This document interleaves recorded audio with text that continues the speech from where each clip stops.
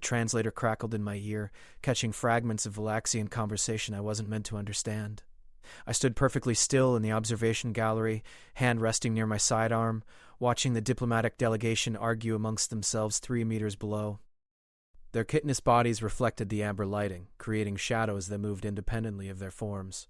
Captain Torres had been explicit. Watch everything, say nothing. Intervene only if human lives were at immediate risk. Simple enough, except the Valaxian honor guard kept glancing upward at me, mandibles clicking in patterns my translator couldn't decode. The youngest diplomat, barely past molting from the color of her carapace, gestured wildly at a holographic display.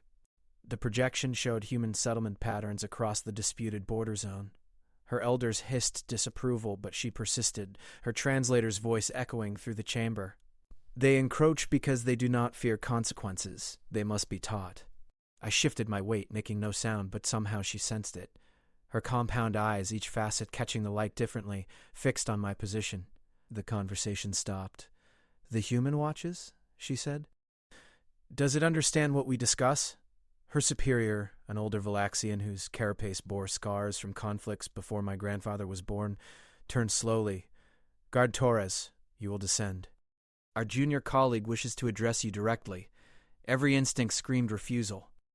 The observation gallery existed specifically to keep human security separate from diplomatic proceedings, but the elder's tone carried weight beyond mere request.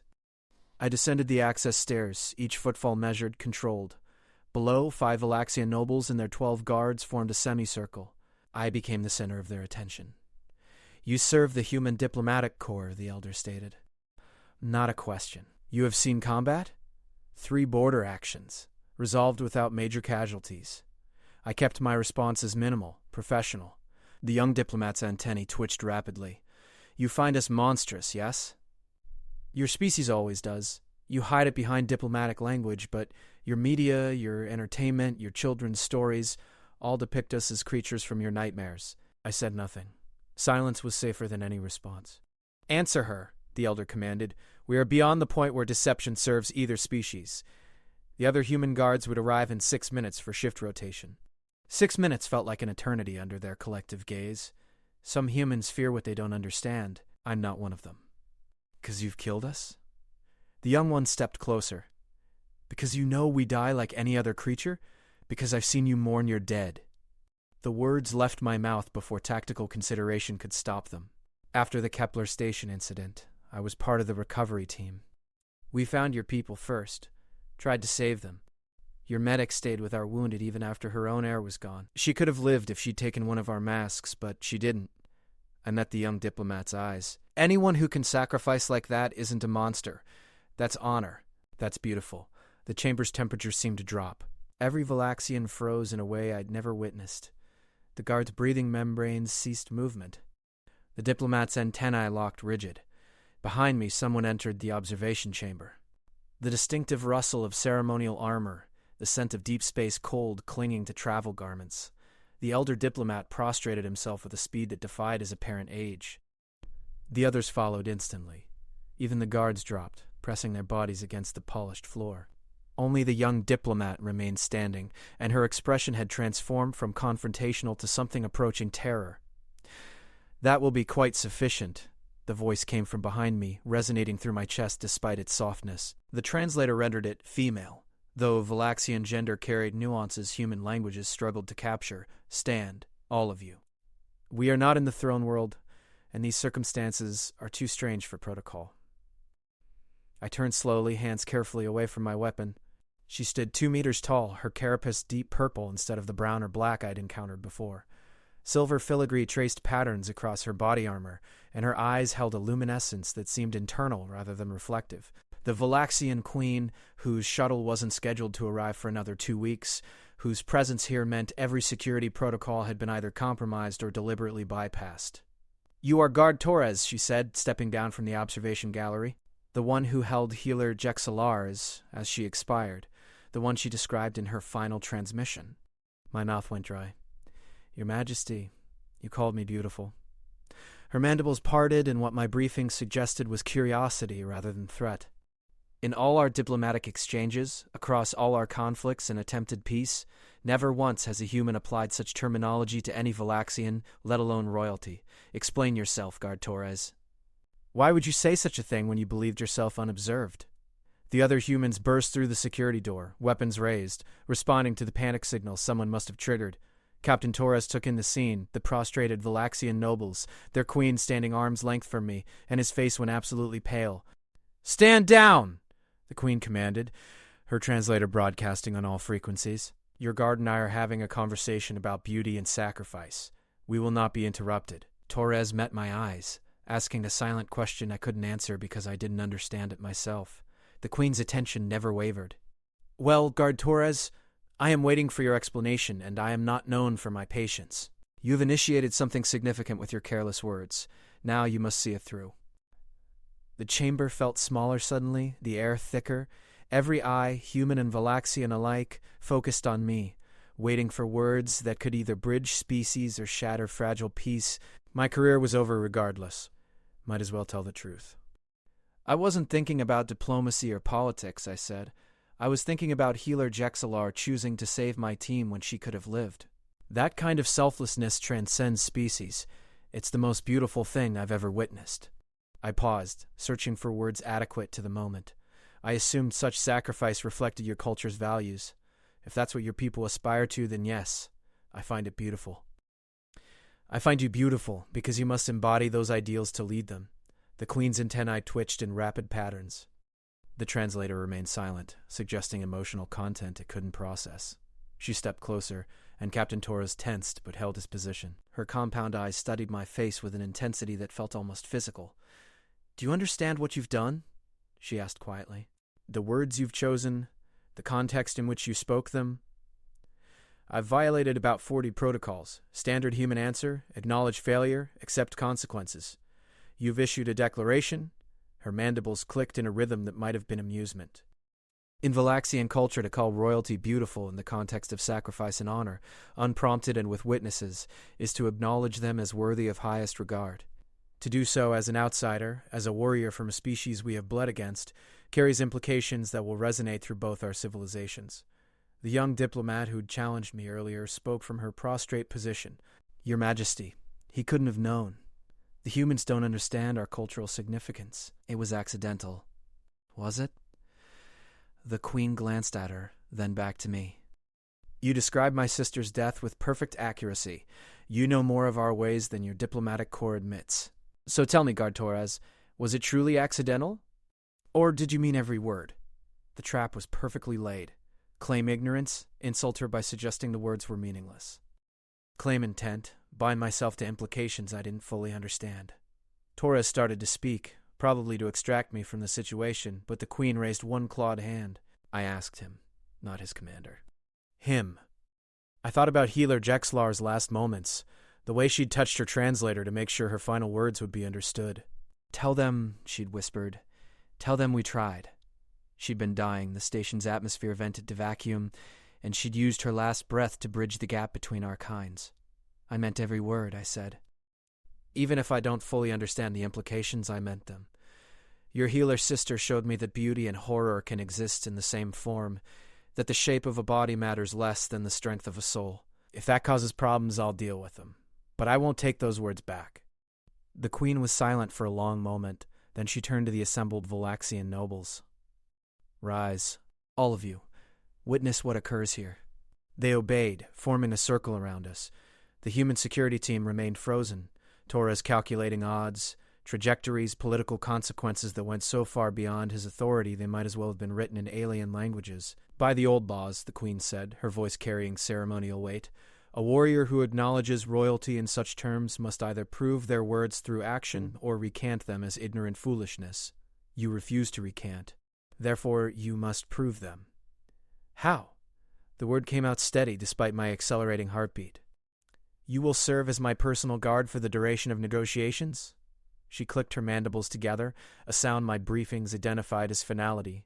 "You will stand where I stand, witness what I witness, protect what I value? When negotiations conclude, we will determine whether your words were beautiful truth or beautiful lies. Until then, you belong to me." Captain Torres found his voice. "Your Majesty, with respect, Guard Torres operates under human military authority. I cannot simply release him to foreign service without proper channels. Then refuse, the Queen replied.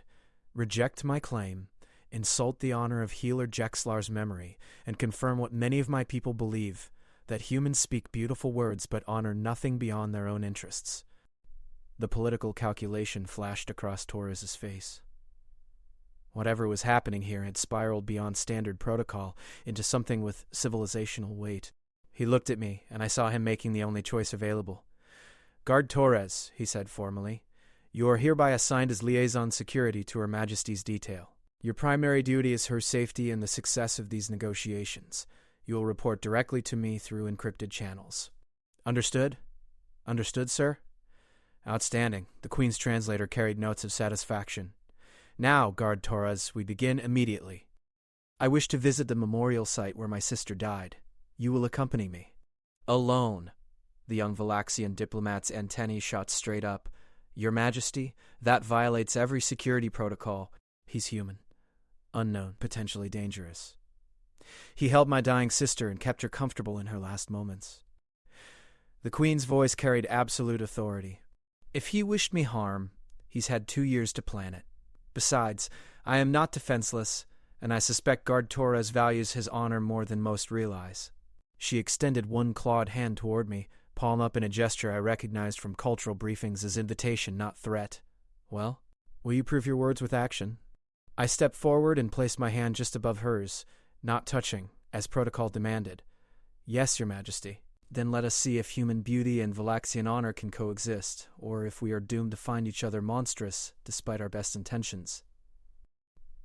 She moved toward the exit, and I followed, leaving behind the stunned silence of two species trying to understand what had just occurred. The memorial site occupied an observation deck overlooking Kepler Station's rebuilt medical wing. Someone had preserved the original deck plating, scarred by emergency decompression and plasma fire. Flowers from a dozen worlds surrounded a central monument, holographic names scrolling in both human and Valaxian script. 17 humans, 23 Valaxians, all dead because a faulty reactor core had cascaded into catastrophic failure. The Queen stood before her sister's name for a long time without speaking. I maintained position 3 paces behind and to her left, standard guard formation, eyes scanning for threats in an empty memorial chamber. She was young, the Queen finally said, barely past her first molt into adult coloration. She volunteered for the exchange program despite our mother's protests. She wanted to understand humans, to find common ground. Her antennae drooped in what my briefings identified as grief. Instead, she found a failing station and dying strangers. She saved 12 of my people, I said quietly, taught our medics how to treat Valaxian physiology in the process. Without her, we wouldn't have been able to save the others. I know. I read every report, watched every recording. She turned to face me, and the artificial lights caught the silver filigree on her carapace.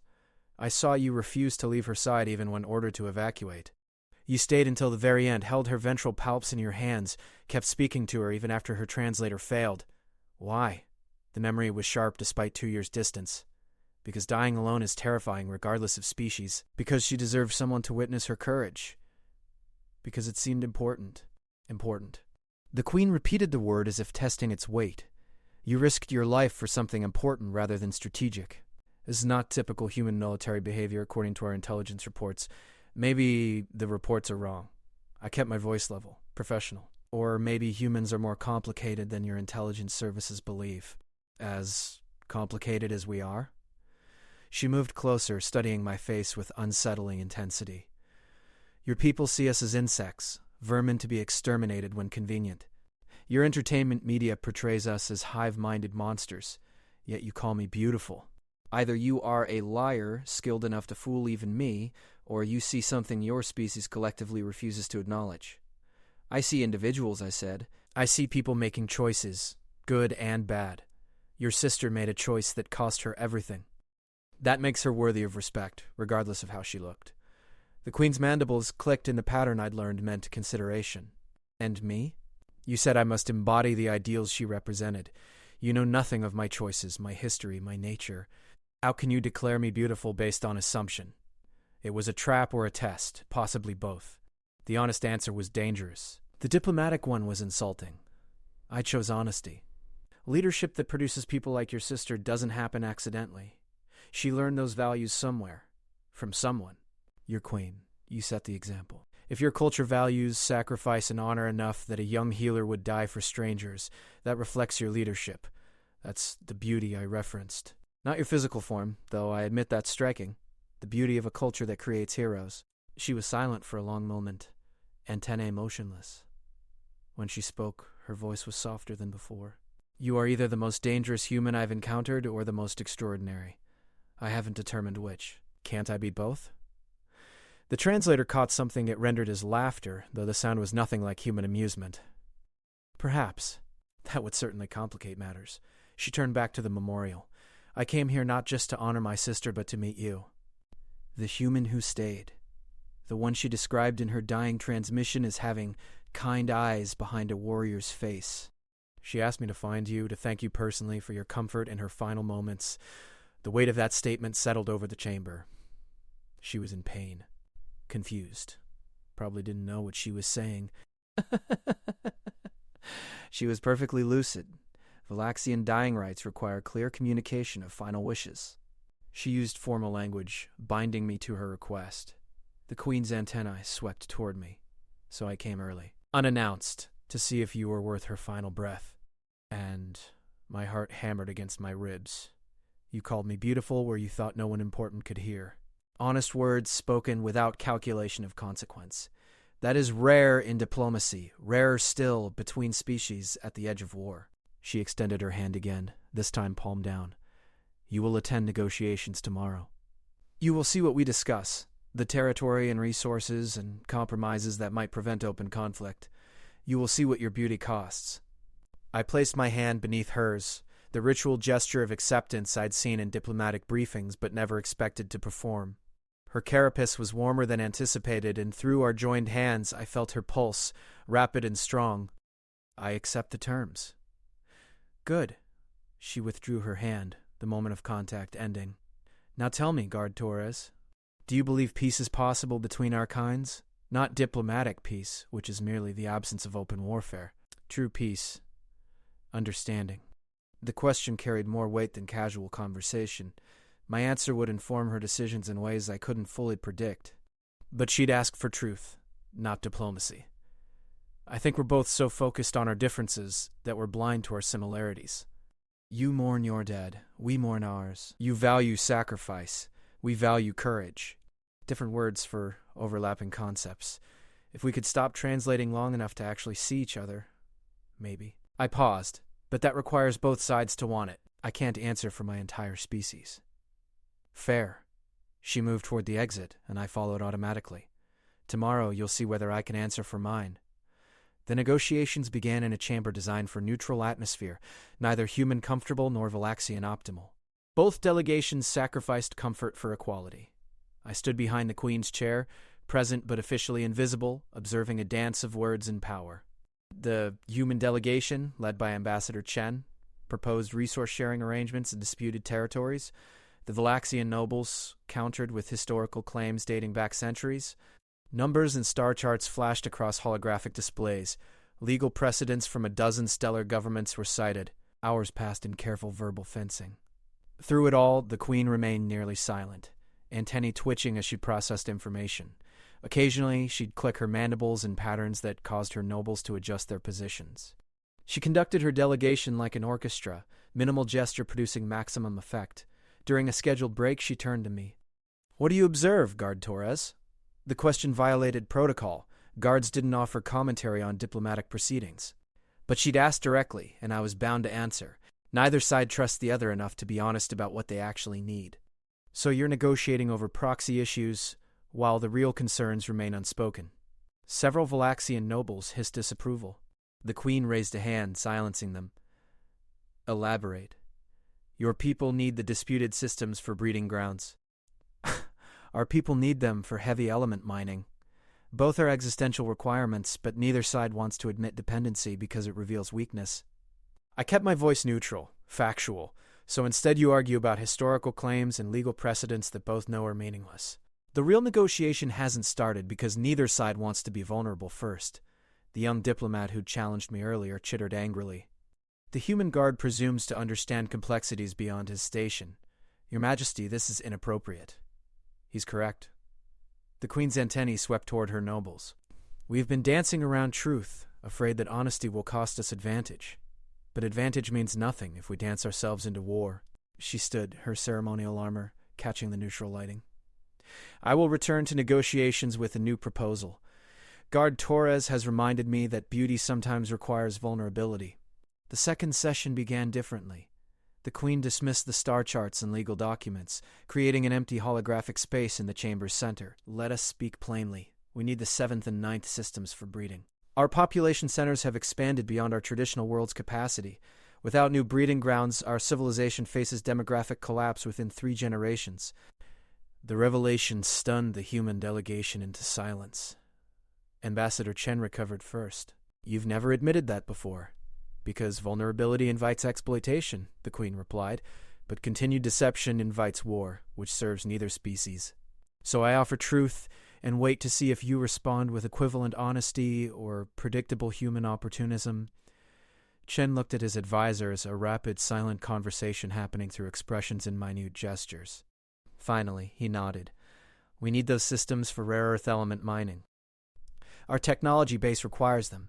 Without steady supply, our defensive capabilities deteriorate, leaving us vulnerable not just to you but to other stellar powers. We've been mining our home system into depletion.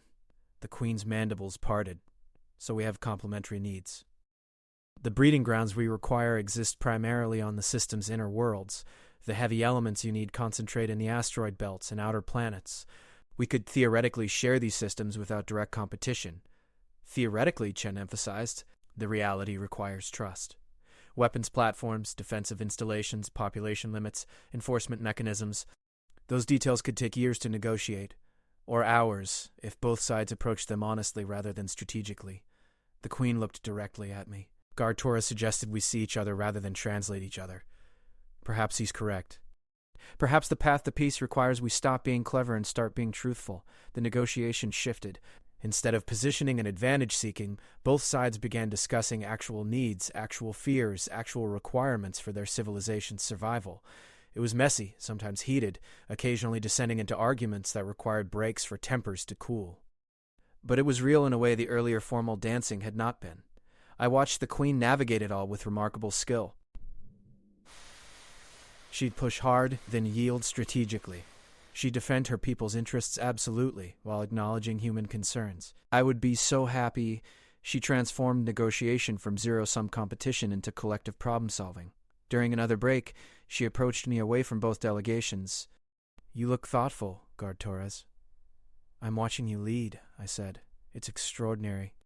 You make it look natural, but there's so much calculation behind every word, every gesture, and yet you don't seem calculating. You seem genuine. That's a rare gift. Her antennae twitched. Is that what you meant by beautiful? This performance? It's not a performance. That's the point.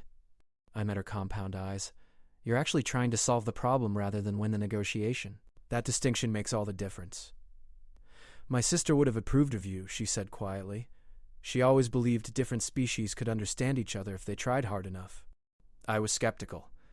But watching you these past hours, seeing you observe without prejudice, considering your earlier words about beauty and sacrifice, perhaps she was correct. Perhaps understanding is possible. Your Majesty, one of her nobles called. They're ready to resume. She didn't move immediately. Tonight, after negotiations conclude, we will speak privately. There are matters I must discuss with you away from delegations and politics. Will you attend me? The request was inappropriate by every measure. Private meetings between a queen and a guard from a rival species violated protocols on both sides. But I was already so far beyond standard procedure that additional violations seemed almost trivial. Yes, Your Majesty. Good. She returned to the negotiations, leaving me with a growing sense that whatever was happening here exceeded simple diplomatic proceedings. The talks continued into the evening, both sides making genuine progress. A framework emerged: shared systems, separate jurisdictions, joint oversight committees, and verification protocols. It wasn't complete, but it was real. It was possible. When negotiations finally recessed, Ambassador Chen approached me while the Queen conferred with her nobles. Torres, I don't know what you did or said, but you've changed the entire dynamic. She's negotiating in good faith. That never happens with Valaxian royalty. What's your secret? I called her beautiful and meant it. Chen stared at me. That's not funny. It's not a joke, sir. I made a cultural mistake that somehow became a breakthrough. I don't fully understand it myself. Well, keep doing whatever you're doing. We're closer to genuine peace than we've been in 20 years. He paused. But Torres, be careful. You're playing with forces beyond your clearance level.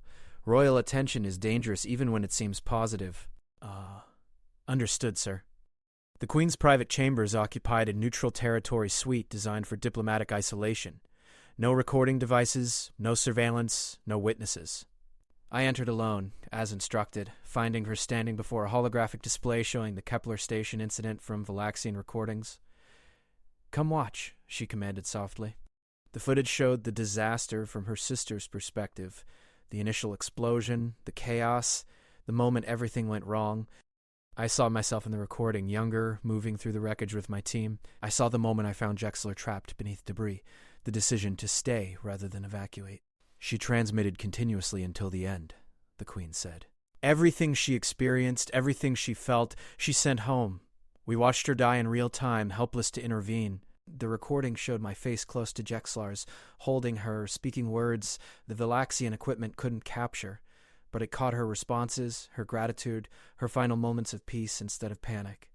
You gave her comfort when she faced the void. That is not a small thing. The Queen turned off the display. It is, in fact, a sacred thing in our culture. To ease another's death journey is to create a bond that transcends mortality. You became part of her death story, and therefore part of our family's eternal narrative. I stood silent, unsure what response was appropriate. When you called me beautiful today, you invoked that bond whether you knew it or not. In our culture, one who has shared death with royal family has the right to speak truth to power. Your words carried weight beyond normal diplomatic exchange because you'd earned the privilege to speak them. She moved closer, her carapace gleaming in the soft light. You asked earlier if peace was possible. I believe it requires something more fundamental than treaties. It requires individuals willing to bridge the gap, to see past difference into commonality. You did that with my sister. The question is whether you'll do it with me. I'm just a guard, Your Majesty. I don't have the authority or knowledge to bridge civilizations. You have something more valuable than authority. You have honest perception unclouded by political calculation. Her antennae swept toward me. Tell me what you see when you look at me. Not at my title, not at my species. At me. The question was impossibly personal, dangerous, and impossible to deflect. She demanded honesty, and I'd committed to providing it. I see someone carrying tremendous weight, I said carefully. Someone who wants to do right by her people, but knows every choice costs something. Someone who loved her sister deeply and carries that loss into every decision. Someone who's both more and less than their title suggests. I paused. And yes, I see beauty. The beauty of someone trying to lead with wisdom instead of power, trying to build instead of destroy. She was silent for a long moment, antennae motionless. No one has ever described me that way.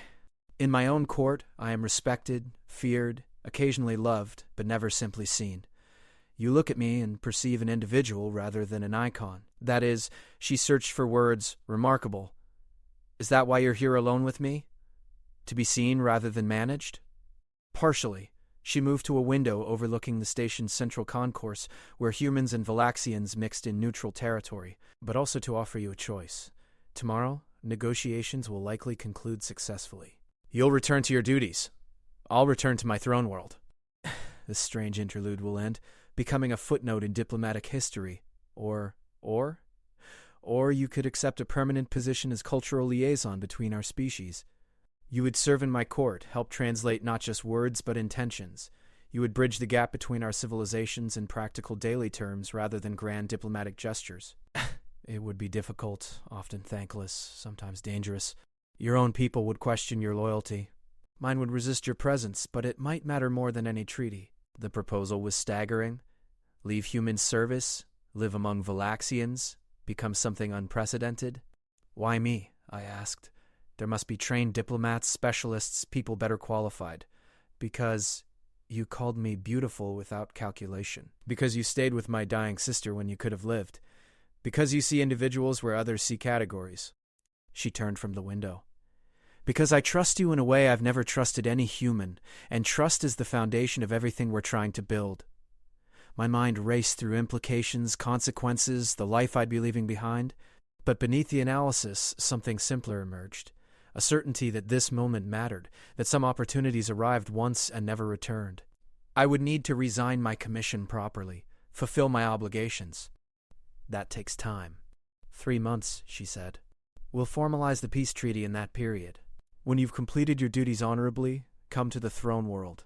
I'll be waiting. And if I don't come, if I change my mind, then you will have proved my trust was misplaced, and I will learn to be more skeptical of beautiful words from humans. Her antennae swept toward me with something that might have been sadness or resignation. But I don't believe that's your nature. You're a man who keeps his promises, even difficult ones. She was right, and we both knew it. The moment I'd called her beautiful, I'd committed to something larger than myself. Walking away now would be both a personal failure and a civilizational betrayal. 3 months, I agreed. I'll come. Her mandibles parted in what I'd learned was Valaxian satisfaction. Then we have an accord, Guard Torres. Tomorrow we'll sign treaties. In 3 months, we'll begin the harder work of making them meaningful. She extended both hands, palm up, in a gesture my briefings had never covered. When I hesitated, she spoke softly. This is how we seal promises that transcend politics. It requires touch, trust, and acknowledgement that we're bound to each other's futures. I placed my hands beneath hers, feeling the warmth of her carapace, the slight tremor that suggested she was as nervous as I was. For a long moment we stood connected, human and Valaxian, guard and queen, two individuals who'd somehow become architects of something larger than either could build alone. Your words about beauty changed everything, she said quietly. They gave me hope that understanding might be possible. Don't disappoint me, Guard Torres. My sister believed in you. I'm choosing to believe in you. Make us correct. I'll do my best, Your Majesty. Good. She released my hands. Now return to your delegation. Tomorrow we make history, but tonight you needed to know why it matters. You needed to see that this is about more than territory and resources. It's about whether different forms of beauty can coexist in the same universe.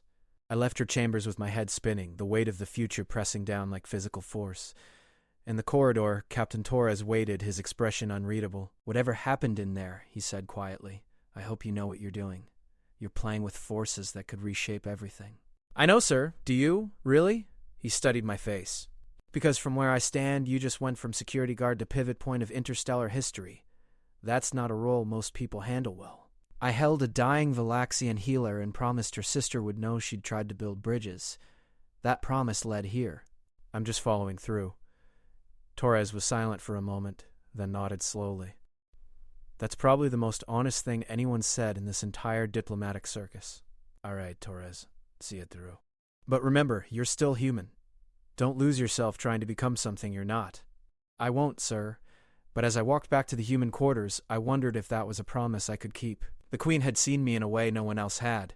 She'd offered a role that terrified and excited me simultaneously. And somewhere in the process of calling her beautiful and meaning it, I'd stopped being just a guard and become something more uncertain but potentially more important. The next morning I woke to an urgent message from Ambassador Chen. Torres, get to the conference room immediately. Something's gone wrong. I arrived to find both delegations in angry confrontation. The careful framework built yesterday seemed shattered. The young Valaxian diplomat who'd challenged me stood at the center, her voice raised in accusation. The humans inserted surveillance protocols into the proposed treaty language. Hidden clauses that would give them intelligence access to our breeding worlds. This is exactly the betrayal we expected. Ambassador Chen's face was red with fury, but he directed it at his own staff. Who authorized this? I gave explicit instructions that the treaty language was final. A junior human diplomat, someone I didn't recognize, stepped forward. Ambassador, the modifications were necessary to ensure verification of treaty compliance. Standard procedure. Standard procedure? The Queen's voice cut through the chaos like a blade. You call deception and hidden surveillance standard procedure? And you wonder why trust between our species is impossible? She turned to me. Guard Torres, you said yesterday that beauty requires vulnerability. It appears your delegation understands neither concept. Your Majesty, I said carefully, Ambassador Chen is as surprised as you are. This wasn't his decision. Then whose? Her antennae swept the human delegation with barely controlled anger. Who decided that honesty was negotiable? That our progress yesterday was merely an opportunity for advantage? The junior diplomat straightened defensively. I followed established protocols for treaty verification. I'm not going to apologize for ensuring human security. There it is, the young Valaxian noble hissed. Human arrogance and deception. They cannot help themselves. They must always seek advantage, even when offered genuine partnership. The fragile framework crumbled in real time. Nobles on both sides retreated into defensive positions. The careful honesty of yesterday evaporated into recrimination and suspicion. 2 years of preliminary work, destroyed by one junior diplomat's inability to see beyond standard procedure. I watched the Queen's expression transform from anger to something worse, resignation. She'd risked vulnerability and been punished for it. She'd believed beauty was possible and been proven wrong. Before I could think through consequences, I stepped into the center of the room. Your Majesty, Ambassador Chen, may I speak? Every eye fixed on me. Torres looked like he wanted to drag me bodily from the chamber. Chen seemed too furious to care. The Queen's antennae twitched with something that might have been curiosity or might have been the calm before lethal response. Speak quickly, she said.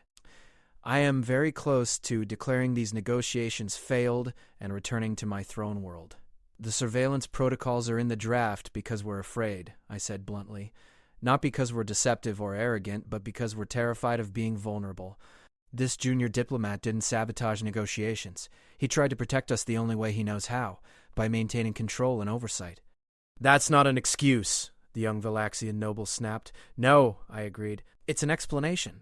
There's a difference. I turned to the human delegation. But here's the truth. You can't build trust while maintaining surveillance. You can't ask for vulnerability while keeping weapons hidden. If we want what was happening yesterday to continue, someone has to be brave enough to actually be vulnerable. No protocols. No insurance.